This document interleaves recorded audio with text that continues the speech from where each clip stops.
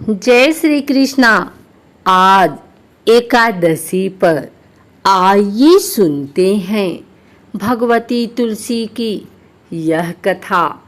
तुलसी से जुड़ी एक कथा बहुत प्रचलित है।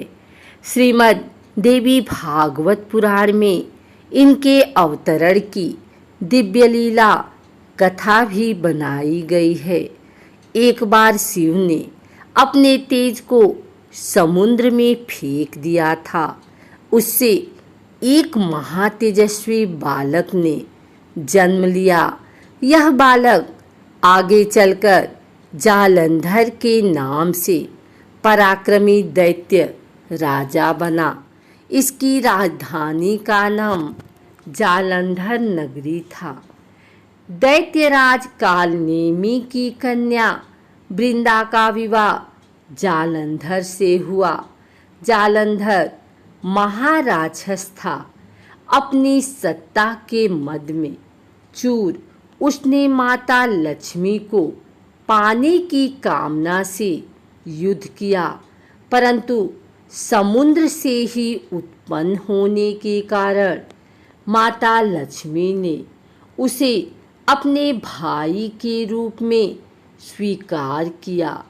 वहाँ से पराजित होकर वह देवी पार्वती को पाने की लालसा से कैलाश पर्वत पर गया। भगवान देवाधिदेव शिव का ही रूप धरकर माता पार्वती के समीप गया, परंतु माँ ने अपने योग बल से उसे तुरंत पहचान लिया तथा वहाँ से अंतर्ध्यान हो गए। देवी पार्वती ने क्रुद्ध होकर सारा वृतांत भगवान विष्णु को सुनाया। जालंधर की पत्नी वृंदा अत्यंत पतिव्रता स्त्री थी। उसी के पतिव्रत धर्म की शक्ति से जालंधर न तो मारा जाता था और न ही पराजित होता था। इसीलिए जालंधर का नाश करने के लिए वृंदा के पतिव्रत धर्म को भंग करना बहुत जरूरी था। इसी कारण भगवान विष्णु ऋषि का वेश धारण कर वन में जा पहुँचे, जहाँ वृंदा अकेली भ्रमण कर रही थी। भगवान के साथ दो मायावी राक्षस भी थे, जिन्हें देखकर वृंदा भयभीत हो गई। ऋषि ने वृंदा के सामने पल में दोनों को भस्म कर दिया। उनकी शक्ति देखकर वृंदा ने कैलाश पर्वत पर महादेव के साथ युद्ध कर रहे अपने पति जालंधर के बारे में पूछा।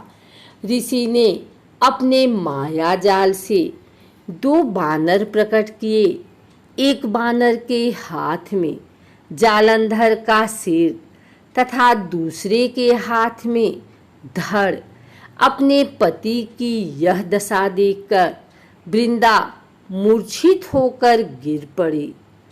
होश में आने पर उन्होंने ऋषि रूपी भगवान से विनती की कि वह उसके पति को जीवित करें।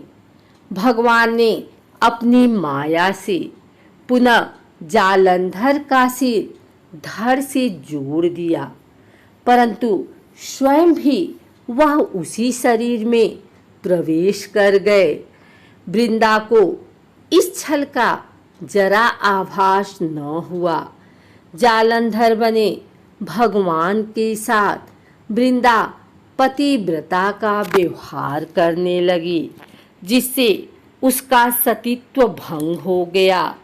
ऐसा होते ही वृंदा का पति जालंधर युद्ध में हार गया। इस सारी लीला का जब वृंदा को पता चला तो उसने क्रुद्ध होकर भगवान विष्णु को शिला होने का श्राप दे दिया तथा स्वयं सती हो गई। जहाँ वृंदा भस्म हुई, वहाँ तुलसी का पौधा उगा। भगवान विष्णु ने वृंदा से कहा, हे वृंदा, तुम अपने सतीत्व के कारण मुझे लक्ष्मी से भी अधिक प्रिय हो गई हो। अब तुम तुलसी के रूप में सदा मेरे साथ रहोगी। जो मनुष्य भी मेरे शालिग्राम रूप के साथ तुलसी का विवाह करेगा, उसे इस लोक से परलोक में विपुल यश प्राप्त होगा। जिस घर में तुलसी होती है, वहाँ यम के दूत भी असमय नहीं जा सकते। गंगा व नर्मदा के जल में स्नान तथा तुलसी का पूजन बराबर माना जाता है। चाहे मनुष्य कितना भी पापी क्यों न हो, मृत्यु के समय जिसके प्राण मंजरी रहित तुलसी और गंगा जल मुख में रखकर निकल जाते हैं, वह पापों से मुक्त होकर बैकुंठ धाम को प्राप्त होता है। जो मनुष्य तुलसी व आंवलों की छाया में अपने पितरों का श्राद्ध करता है, उसके पितृ मोक्ष को प्राप्त होते हैं। एक और कथा के अनुसार एक बुढ़िया माई तुलसी जी को सींचती और कहती कि हे तुलसी माता, सत की दाता, मैं तेरा बीड़ा सींचती हूँ, मुझे बहू दे, पीताम्बर की धोती दे, मीठा मीठा घास दे, बैकुंठा में वास दे, चटक की चाल दे, पटक की मोत दे, चंदन का काठ दे, रानी सा राज दे, दाल भात का भोजन दे, ग्यारस की मौत दे, कृष्ण जी का कंधा दे। तब तुलसी माता यह सुनकर सूखने लगी तो भगवान ने पूछा कि हे तुलसी, तुम क्यों सूख रही हो? तुलसी माता ने कहा कि एक बुढ़िया रोज आती है और यह बात कह जाती है, मैं सब बात तो पूरा कर दूंगी, लेकिन कृष्ण का कान्हा कहाँ से लाऊंगी? तो भगवान बोले, जब वो मरेगी तो मैं अपने आप कंधा दे आऊँगा। तू बुढ़िया माई से कह देना। जब बुढ़िया माई मर गई, सब लोग आ गए, तब माई को ले जाने लगे तो वह किसी से न उठी।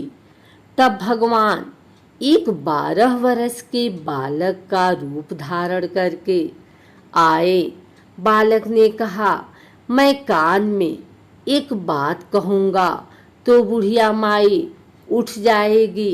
बालक ने कान में कहा, बुढ़िया माई मन की निकाल ले, पीताम्बर की धोती ले, मीठा मीठा घास ले, बैकुंठा का वास ले, चटक की चाल ले, पटक की मोत ले, कृष्ण जी का कंधा ले।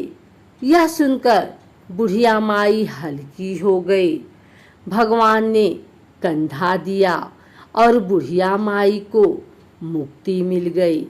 हे तुलसी माता, जैसे बुढ़िया माई को मुक्ति दी, वैसे सबको देना।